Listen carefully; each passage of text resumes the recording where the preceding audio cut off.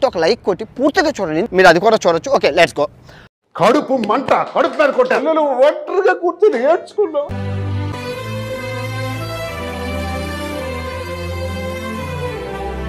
ఇక మొదలెడదామా?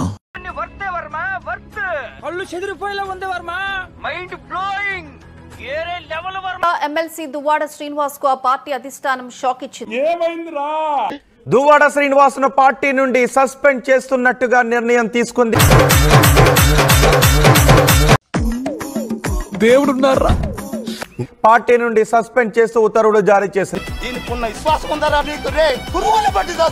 కుటుంబ కలహాలు కూడా దువ్వాడ శ్రీనివాస్ ను సస్పెండ్ చేయడానికి కారణం.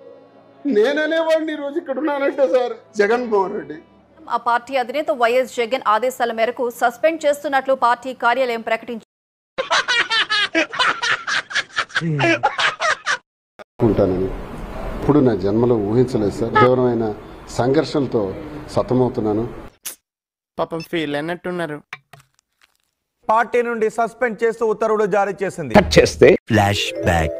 వాళ్ళ తెల్ల తొక్కడం వాళ్ళ అబ్బతరం కాదు. నా స్టైల్ వేరు, నా వాయిస్ వేరు, నా పనితీరు వేరు. బాగైందా? నా స్టైల్ వేరు, నా వాయిస్ వేరు. అసలు దౌర్భాగ్యంగా మాట్లాడారు, కానీ ఈ మాటలు నేను తట్టుకోలేకపోయాను. రాజా, ప్రేమ అంటే ఒకరికొకరు సుఖంలో సంతోషంలో ఉండడం కాదు, నేను నమ్మదురా, అడుగుతిరు. కష్టంలో ఉండడమే అసలైన ప్రేమ అని మా ఇద్దరం చాలా మందికి నిరూపించుకున్నాం. అబ్బా ఏమి చెప్పినావే. కష్టాలు అనేవి టెంపరీ, లైఫ్ లో అన్నీ వస్తూ ఉంటాయి.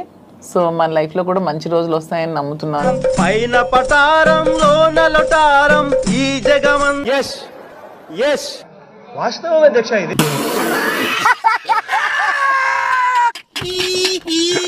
నాకు నేనుగా ధైర్యం చేసుకుని ఉంటున్నాను సార్. మూర్తి గారు, ఇలాంటప్పుడే గుండె రాయి చేసుకోవాలి. దువ్వాడ శ్రీనివాస్ ను పార్టీ నుండి సస్పెండ్ చేస్తున్నట్టుగా నిర్ణయం తీసుకుంది. జగన్మోహన్ రెడ్డి లేకపోతే నేను ఉండలేను.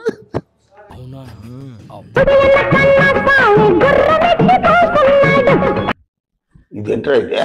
అరే నీ అబ్బా, కూర్చొని ఏడ్చుకున్నావు. మళ్ళీ ధైర్యం చేసుకుని ఉన్నాను. పెద్ద సమస్య వచ్చి పడిందే, ఇప్పుడు ఏం చేద్దాం?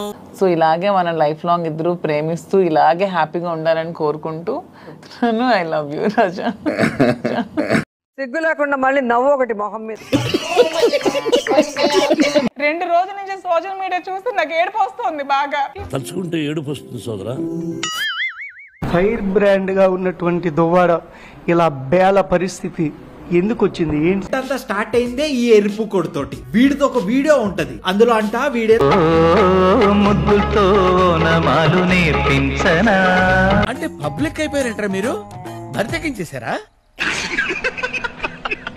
చెప్పేటివన్నీ శ్రీరంగ నీతులు కూడా లేదు. ఆడపిల్లలే అది హక్కు, మాకు నచ్చినట్టుగా మేము ఉండడం మా హక్కు. చేసేటివన్నీ దొమ్మల గుడిసెల్లకు దూరడం.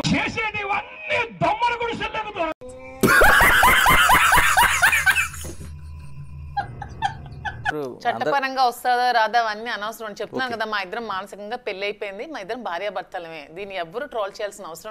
వేదాలు వల్లించడం అంటే తెలీదా? ఇదే. ఎందుకంటే లీగల్ గా జరగలేదు. మీకు పబ్లిక్ గా మీకు పెళ్లి కావాలంటే లీగల్ గా చేసి చూపిస్తాం అంటున్నాను. మేమైతే పెళ్లి చేసేసుకున్నాం, మాకు మా మనసాక్షులు మాకు కలిసిపోయి మేము మానసికంగా కలిసి మీ ఇద్దరు మూలకెళ్ళి